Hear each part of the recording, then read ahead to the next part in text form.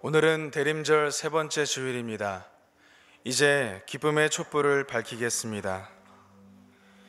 이 빛은 예수님의 탄생을 가장 먼저 보았던 목자들에게 큰 기쁨이 되었고, 참된 기쁨이 없는 세상과 우리에게 행복이 되어주신 주님의 빛입니다.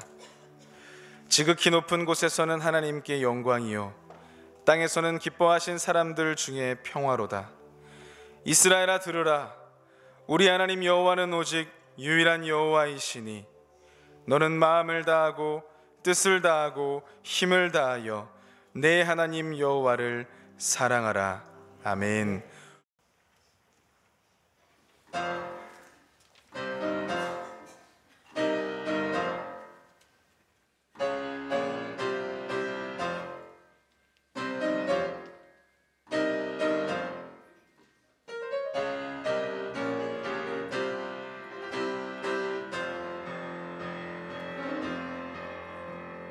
위대한 세동문 박사들 동쪽 밝은 별의 인도하심 따라왔도다. 세동문 박사들 다 주께 무릎 꿇고 절하세. 탄생하신 주님께 황금 유향 모략을 드리세. 배로 세운 것 비하여 안전하게 돌아갔다네. 위대한 세동방 박사들 먼 동쪽 밝은 별의 인도하심 따라왔도다. 세동방 박사들 다 와서 주께 경배 드리세. 오 달일 밤에 밝은 별 영광하고 귀한 별 아기 예수 계신 곳에 우리 인도하여라.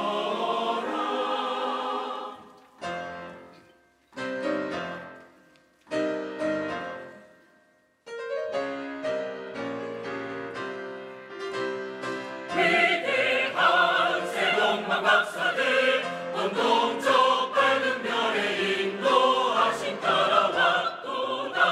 세동방 박사들 다 주께 무릎 꿇고 절하네. 탄생하신 주님께 황금 유향 모략을 드리세. 배로 세운 못 비하여 안전하게 돌아갔다네. 위대한 세동방 박사들 먼 동쪽 밝은 별의 인도하심 따라왔도다. 세동방 박사들 다 와서 주께 경배 드리네. 다 와서 경배하며 찬양해.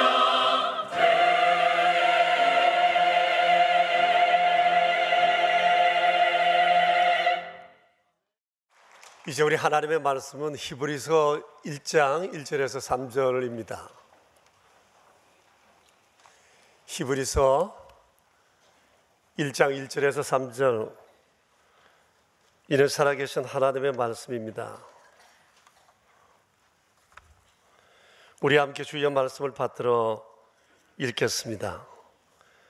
옛적에 선지자들을 통하여 여러 부분과 여러 모양으로 우리 조상들에게 말씀하신 하나님이 이 모든 날 마지막에는 아들을 통하여 우리에게 말씀하셨으니 이 아들을 만유의 상속자로 세우시고 또 그로 말미암아 모든 세계를 지으셨느니라.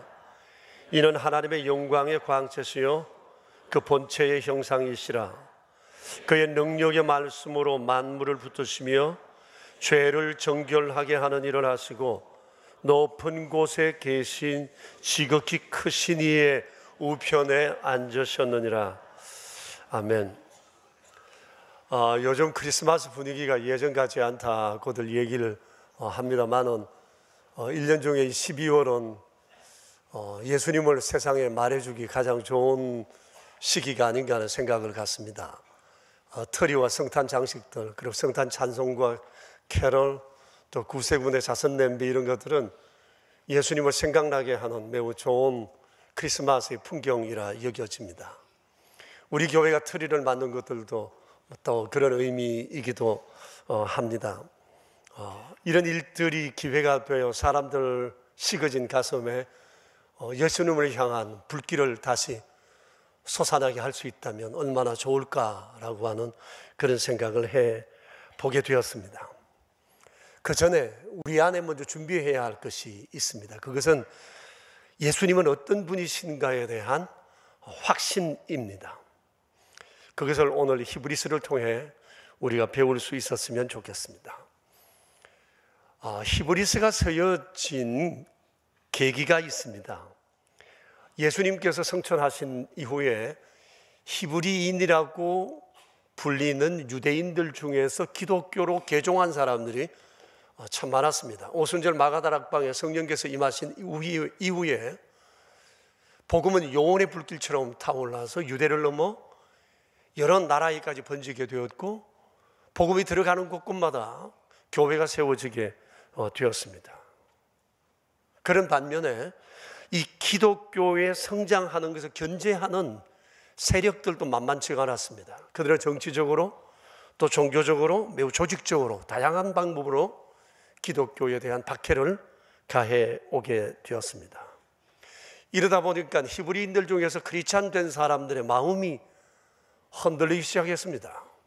신앙생활이 소홀하게 되는 사람들이 있었고, 또 어떤 사람들은 교회를 떠나 유대교로 돌아가는 사람들도 있었습니다.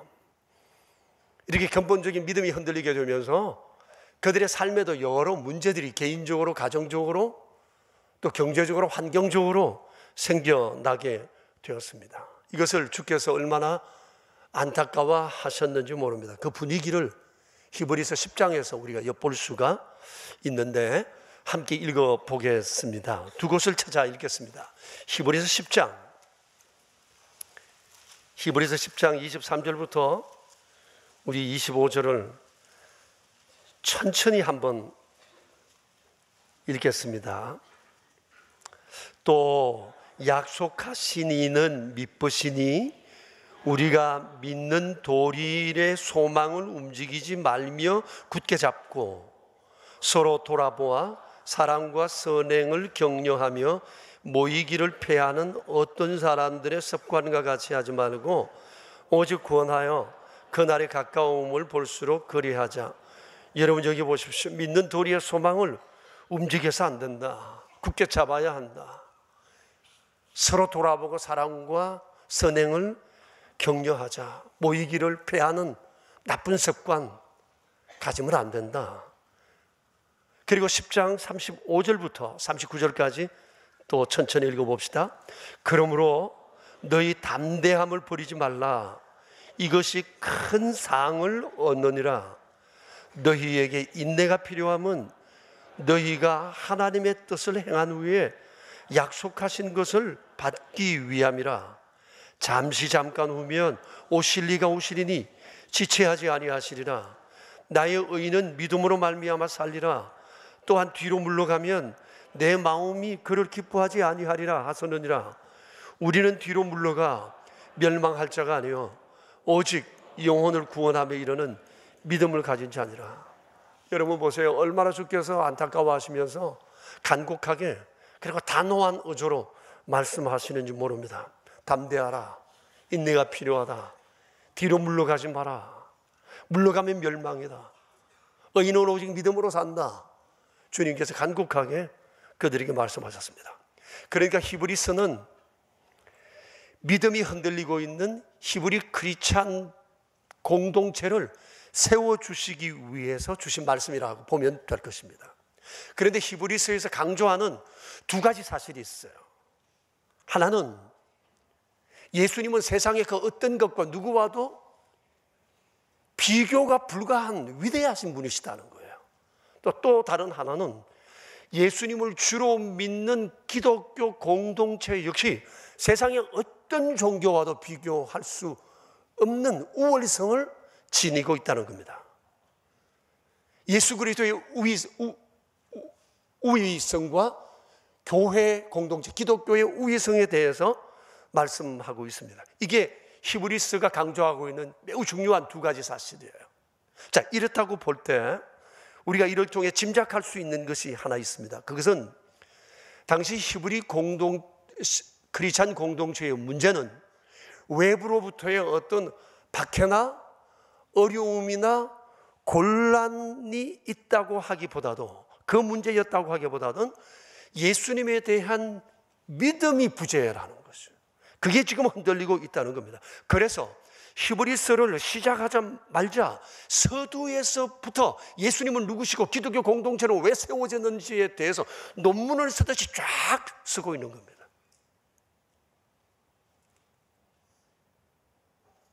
그들의 문제는 외부적 박해가 아니었어요. 그들 심령 속에 그리스도를 향한 믿음의 확신이 없었다는 거죠. 그러니까 내가 기독교인이라는 것에 대한 자긍심도 없었어요. 교회 나온 사람들은 많았는데 믿음의 주이신 주께 대한 확신이 없었고, 교회 공동체에 대한 확신이 없다 보니까 결국은 외부의 핍박이나 환경이나 이런저런 소리에 쉽게 흔들릴 수밖에 없었다고 하는 것입니다. 그런데 이것은 당시 히브리인 크리스찬들만의 문제는 아닙니다. 기독교 2000년 역사 속에 믿음이 흔들렸거나 교회를 떠난 대부분 사람들의 문제이기도 합니다. 표면적으로는 사람 문제, 헌금 문제, 환경 문제, 교회의 구조적 문제, 이런저런 문제들을 얘기하지만 그건 핑계일 뿐입니다. 실제적으로는 예수님에 대한 믿음이 잘못되었거나 확신이 없기 때문이라고 하는 거예요.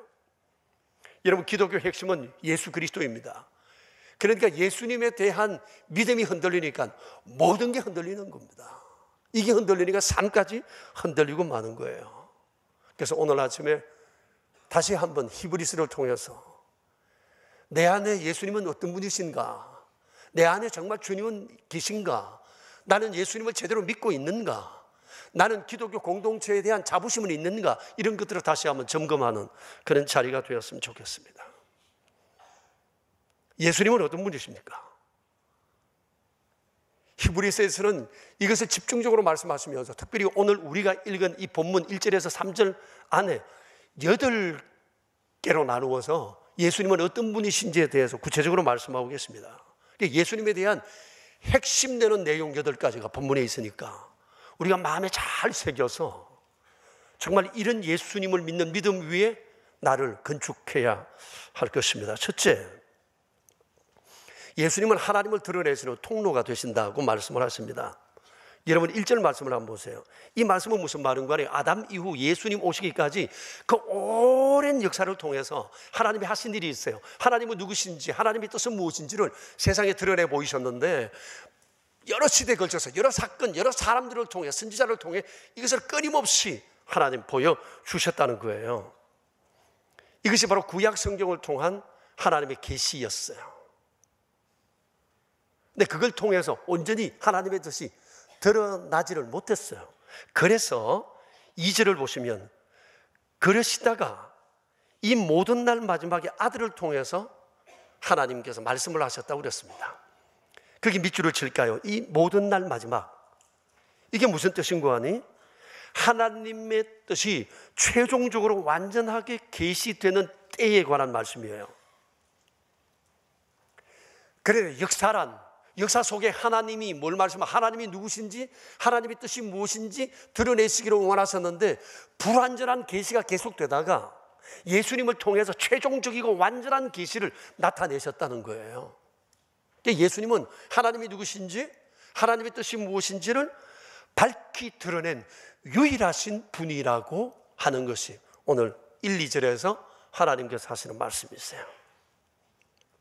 제일 중요합니다. 예수님은 하나님의 계시를, 하나님에 대한 계시를 온전히 드러내신 분이시다.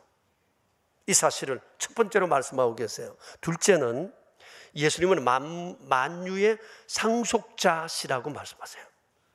여기 만유라는 말은 지구를 포함한 온 우주, 그리고 우리가 장차 들어갈 영원한 하늘나라까지 다 포함해서 이것을 만유라고 말씀을 하세요.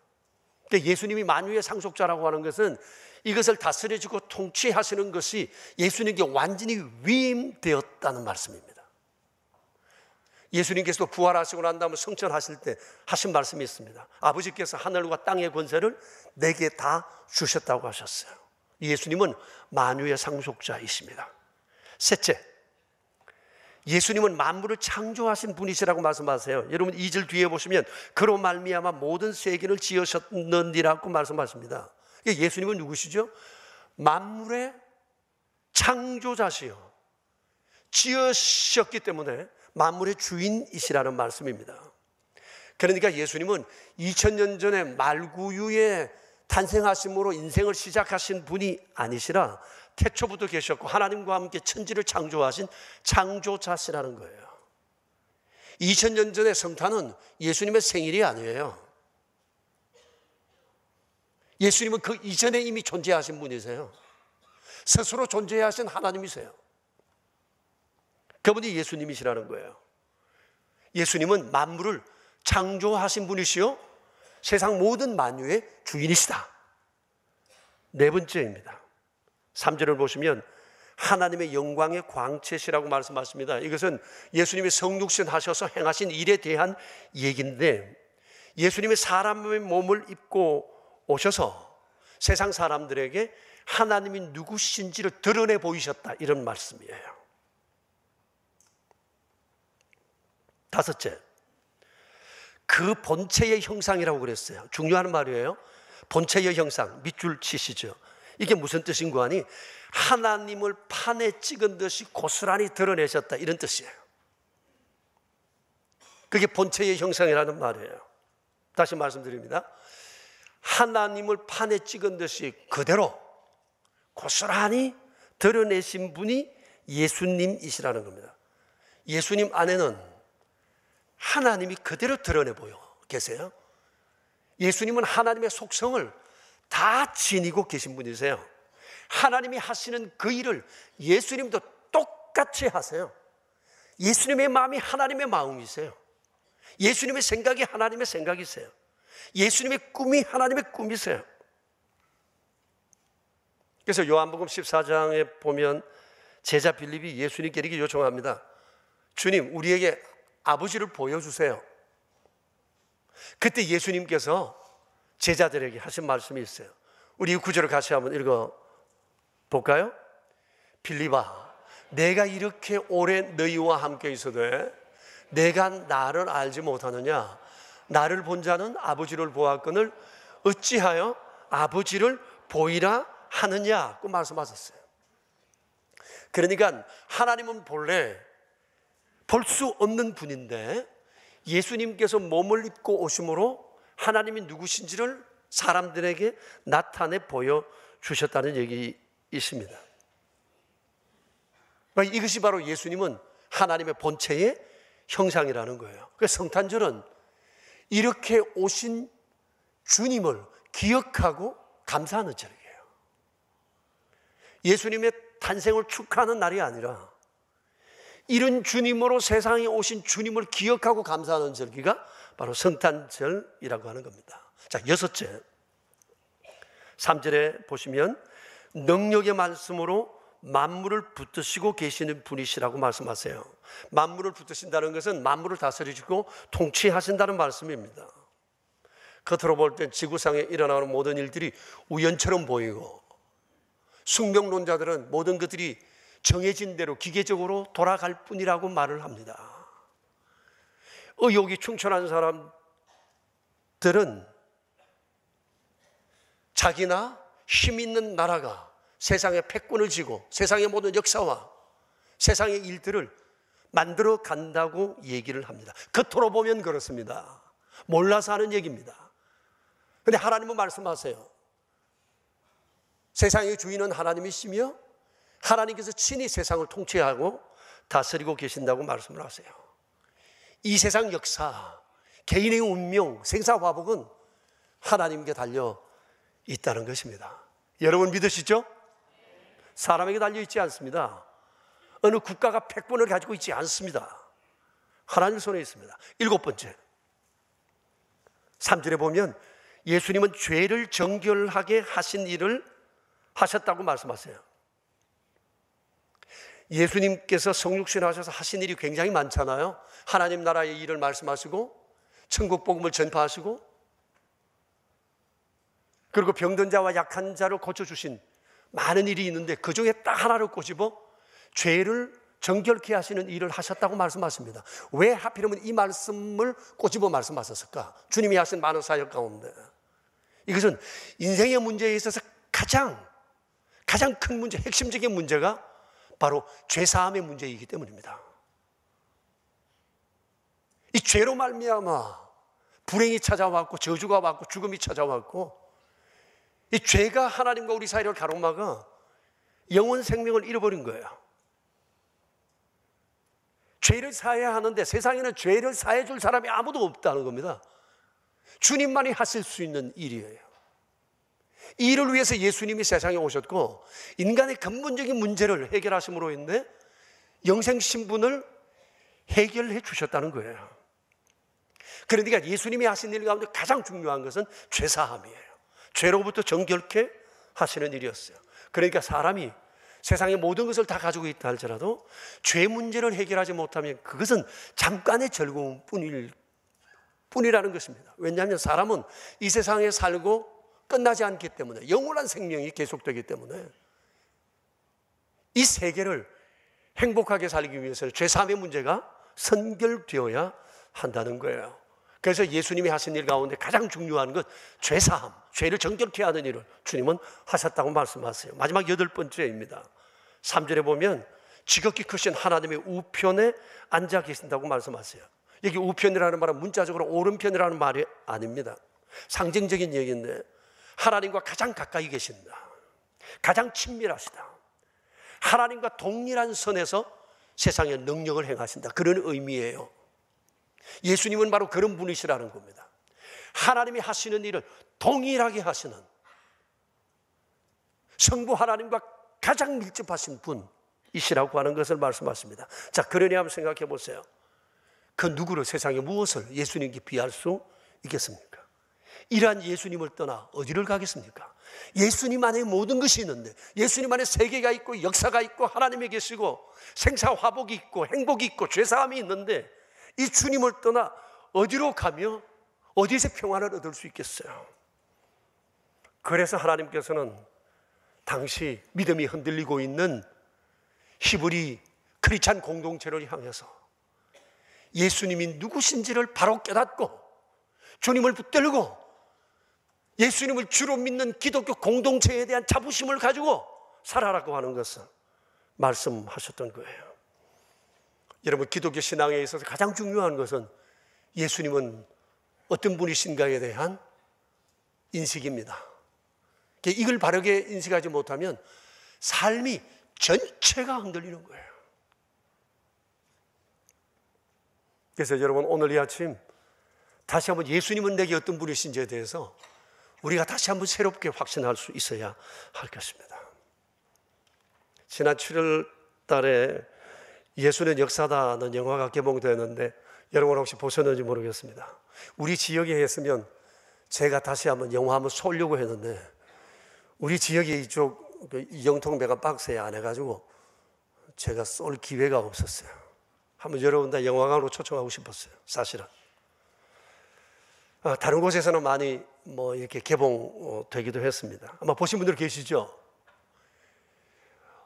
무신론자였던 리스트로벨이라고 하는 사람이 예수님을 믿게 된 과정을 그린 영화입니다. 이분이 예수님을 믿고 난 다음에 여러 권의 책을 썼는데 그 중에 하나가 예수는 역사다라고 하는 이 제목의 책이에요.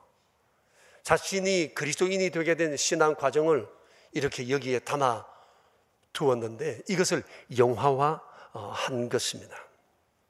재작년에 제가 이분이 쓴 몇 권의 책을 읽고 큰 감동을 받고 여러분들에게도 소개를 해드렸는데 일독을 권하는 바입니다.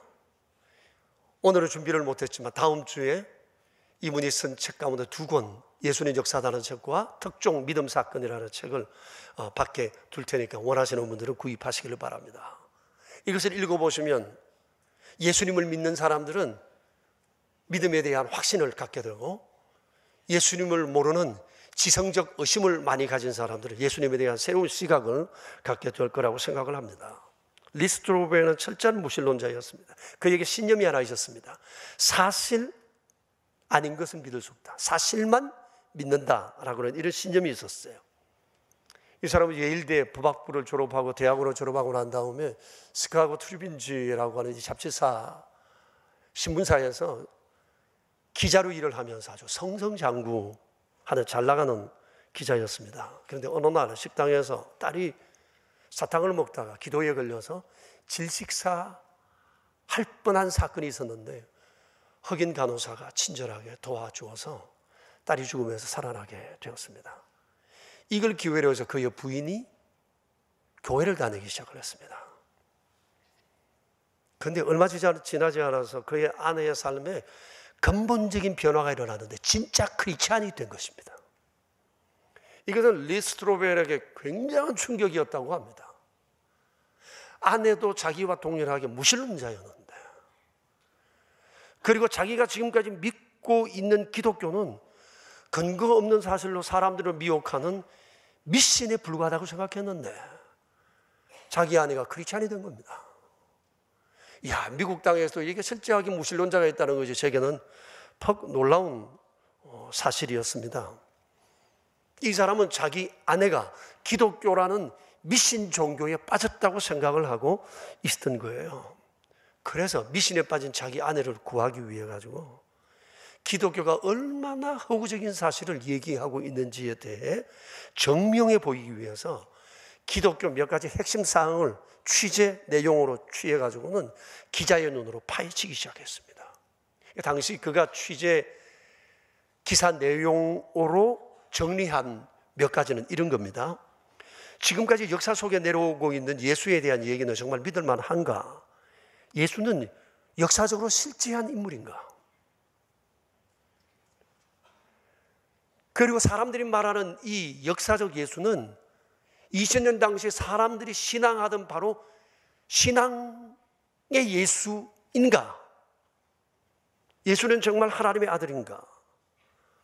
혹 아니면 당시 사람들이 말하는 것처럼 스스로 나는 하나님의 아들이라고 말하는 미치광이인가?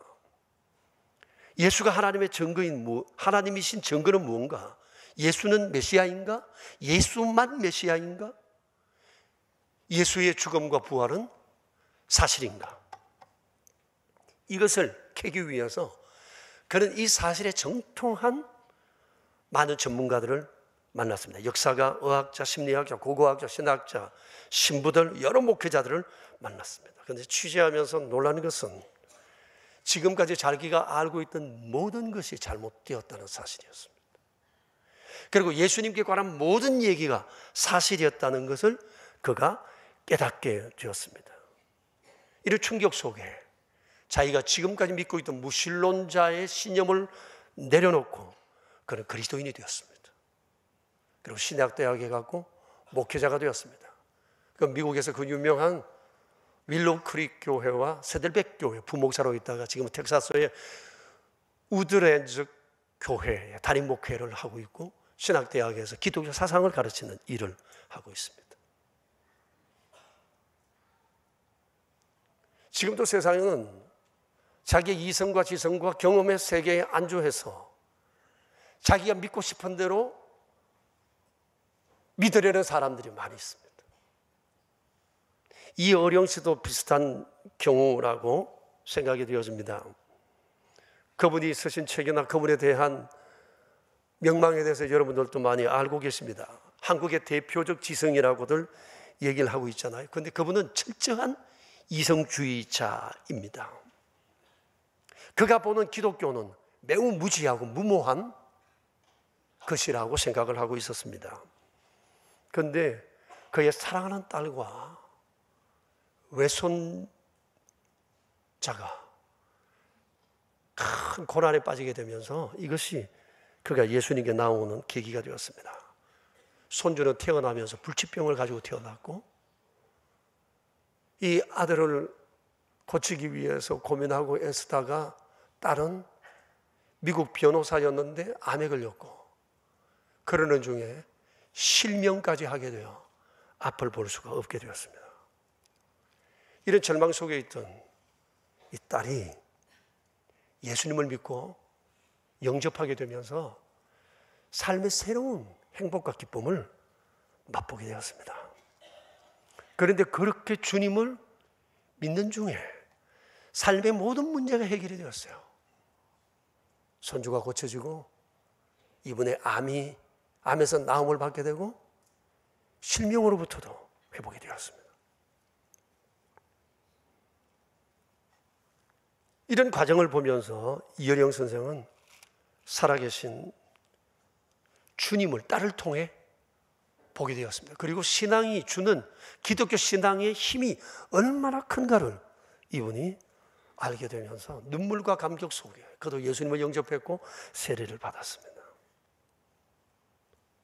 하나님께서 딸과 손주를 고쳐주신 다음에 이어령 선생이 딸에게 이런 얘기를 했다고 합니다. 딸아, 내가 가진 지식과 돈이 너에게 아무런 도움이 되지 못했다.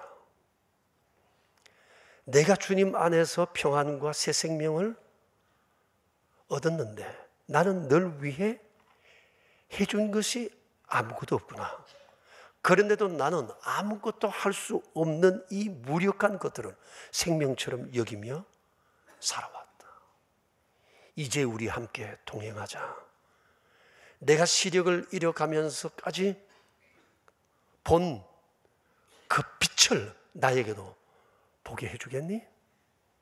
그리고는 이분이 크리스찬이 되었습니다.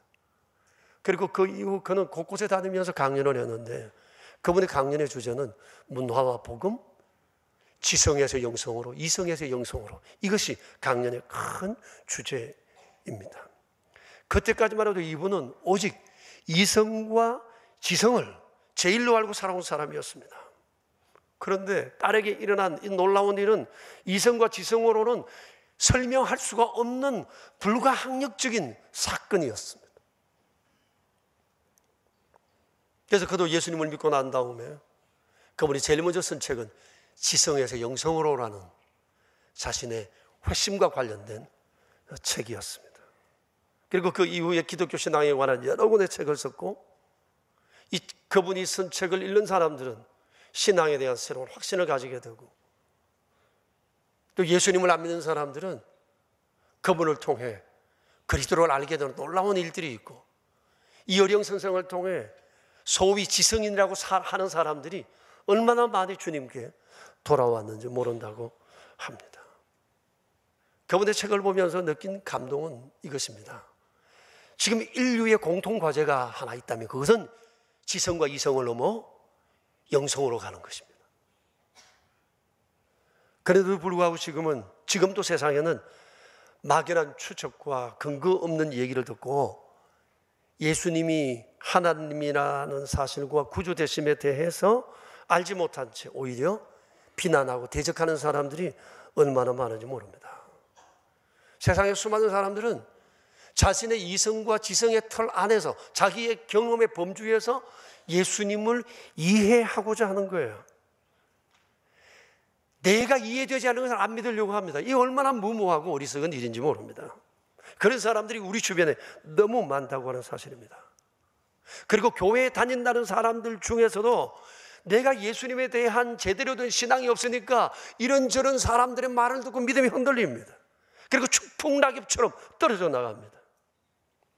2000년 전 히브리 크리스찬 공동체 안에도 이런 일로 인해 믿음이 흔들리는 사람들이 너무 많았습니다. 그래서 하나님께서 이것을 안타깝게 여기셔서 히브리서를 기록하여 예수님은 어떤 분이신지, 예수님을 주로 믿는 기독교 공동체가 얼마나 우월한 것인지에 대해서 그들에게 말씀해 주셨던 것입니다.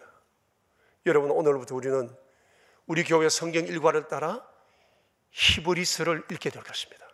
히브리서를 읽으실 때 이 두 가지 기둥을 꼭 잡고 읽었어요. 예수님은 어떤 분이신가? 예수님을 통해서 시작된 기독교 공동체는 무엇을 믿으며 어떻게 살아가야 하는가? 그것을 생각하면서 히브리서를 읽으면 히브리서를 통한 감동의 물결이 내 안에 솟구치게 될 것이라 생각합니다. 할렐루야. 얼마 전에 이번 달 초인 것 같아요. 세계 미술 경매 사상 최고액인 5천억에 낙찰된 그림이 있었다는 뉴스를 봤습니다. 여러분도 혹시 보셨나요? 바로 이 그림입니다. 레오나르도 다빈치가 쓴 살바토르 문디 구세주라는 이런 이름의 뜻인데요. 이 제목에 예수님의 초상화라고 일컬어지는 이 그림입니다. 5천억입니다. 5천억. 여러분 놀랍지 않으세요? 정말 놀라시는 건가요? 놀라지 않은 건가요? 이것을 낙찰받은 사람들이 누군가 하니 UAE, 아랍에미레이트가 연방으로 되어 있잖아요. 연합으로 된 국가인데 그중에 아부다비 정부에서 이 그림을 샀어요. 아부다비 그 시내에는 프랑스 루브르 박물관의 분관이 있는데 거기 걸어두기 위해서 이걸 샀다는 겁니다. 어떻게 이게 5천억이나 되느냐? 아마 희귀성 때문에 그런 것이 아닐까 하는 생각이 듭니다. 근데 참 아이러니하지 않습니까? 회교 국가에서 예수님을 구세주라고 하는 그림을 소장하여 나라 한복판에 전시를 한다. 그걸 보면서 제가 몇 가지 생각이 들었습니다. 구입해서 박물관에 걸어두면 뭐하냐? 예수님은 마음에 모셔야 되는데 걸어두고 구경만 해서 뭐하느냐? 모셔야 하는데. 그래서 제 마음에 이런 소원이 생겼어요. 주여, 그 루브르 박물관에 이거 그림 구경 가러 가는 회교도들마다 예수님을 구세주로 영접하게 해주세요. 그런 생각이 생겼습니다. 그런데 예수님의 초상화라고 일컬어지는 이 그림이 세계 최고가의 그림이라는 사실이 기분이 퍽 좋았어요. 그러면서 이 그림이 5천억이라면 실제 인물인 예수님은 도대체 얼마라는 말이냐? 그런데 우리는 돈 한 푼 안 들이고 그분을 내 마음속에 모셔들었으니 우리는 얼마나 복된 사람인가 라고 하는 것이었어요. 또 하나는 그림도 아니고 예수님을 내 안에 모시고 있는 나는 도대체 그럼 얼마짜리야? 내가 도대체 얼마짜리입니까? 얼마나 귀한지 몰라. 다시 한번 자기 몸을 한번 만져보세요. 내가 이게 보통 귀한 몸이 아닙니다. 옆 사람도 한번 다시 한번 보세요. 이 사람이 정말 귀하신 몸이에요. 얼마나 소중한 분들인지 몰라요. 우리 모두가. 근데 문제는 내가 예수님을 구세주로 정말 믿고 실감하고 있는가? 라고 하는 거예요. 어떠세요? 정말 예수님이 나의 구세주 맞아요? 내 심령에 계세요? 예수님이 오늘 성경에서 말씀하신 이은분이라고 하는 것에 대한 확신을 가지고 계세요?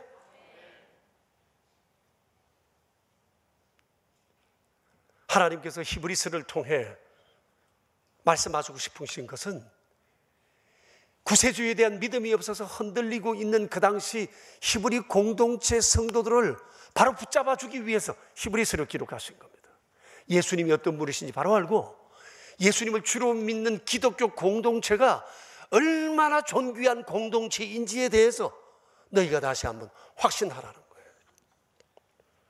사랑하는 여러분, 우리가 오늘 이 말씀을 통해 다시 한번 더 내가 그리스도인이라고 하는 것에 대한 자부심을 가지시고 세상 안에 담대하게 주를 말해줄 수 있는 그런 우리 모두가 되기를 축복합니다. 이제 우리 함께 기도합시다. 여러분, 그리스도인 된 것에 대해서 누구나 될 수 있지만 아무나 될 수 있는 것은 아니라는 것을 기억해야 합니다. 예수님을 믿는 것을 믿을 수도 있고 내려놓을 수도 있다고 생각한다면 정말 죄가 큽니다. 예수님이 누구신지 안다면 예수님을 떠날 수가 없어요. 예수님을 주로 믿는 사람들을 통해서 기독교가 생겨났다면 기독교에 대해서, 교회에 대해서 함부로 말할 수가 없어요. 이게 주님의 몸인데 교회에 대해서 함부로 말했다면, 기독교에 대해서 함부로 말했다면 죄가 큽니다. 그 더러운 입술, 그 더러운 생각들을 다 지워야 합니다. 그러니까 자긍심이 없는 겁니다. 교인 되었다, 기독교인이다 하는 것에 대한 자부심이 없어요. 이렇게 살아가고 있는 사람들의 믿음을 세우기 위해 오늘 주님은 히브리서를 기록하여 히브리 신앙 공동체에 전해주신 것입니다. 나는 어떻습니까? 혹시 비슷한 처지에 있다면 다시 한번 돌이키셔야 하고 확신해야 하고 자부심을 가져야 합니다. 우리 이 시간 주님, 이 거룩한 믿음 위에 내가 건축되기 원합니다. 우리 합심해서 이 시간 함께 기도하며 나아가겠습니다. 하나님, 우리 아버지 감사를 드립니다. 연약하고 허물 준 우리를 사랑해 주셔서 영원하시고 위대하신 주께서 우리의 구주가 되신 것에 대해 감사를 드립니다. 오 주님, 함부로 말하는 것, 함부로 생각했던 것, 내가 주님을 선택할 수도 있고 버릴 수도 있다고 생각했던 이 어리석은 생각들, 더러운 입술들 주여 용서해 주시기 바랍니다. 그리스도인이 되었음에도 불구하고 자부심이 없고 세상 이런 사람들의 얘기와 논리에 빠져 함부로 말했던 어리석음을 용서해 주십시오. 주님, 우리 연약함을 돌아보소서. 다시 한번 그리스도인됨에 대한 자부심을 가지고 믿음으로 살아는 우리 되게 해주십시오.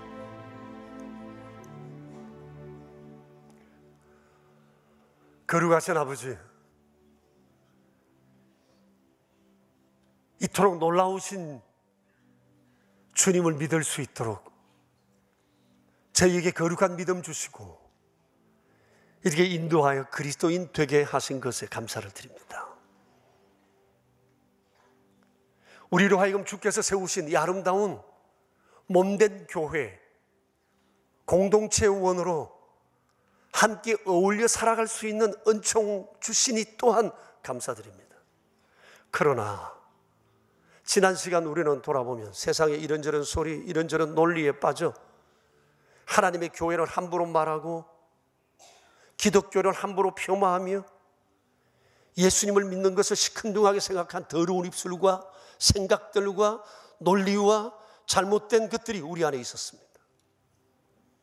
자비로우신 주님, 모르고 한 우리의 죄를 용서해 주시고 다시 한번 이 거룩한 믿음 위에 서서 세상의 어떤 것에도 흔들리지 않는 견고한 믿음으로 영원한 천국에 이를 수 있게 하여 주시옵소서.